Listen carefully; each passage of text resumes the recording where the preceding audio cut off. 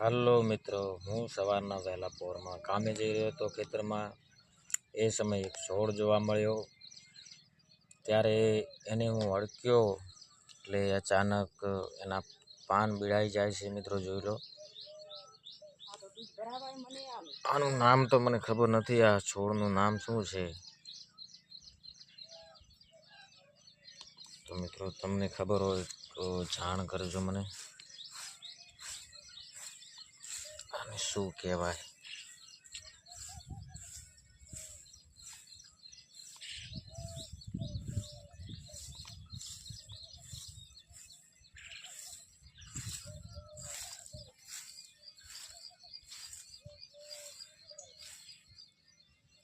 બાબુ તારું ઝાડખું કરવામાં આવે.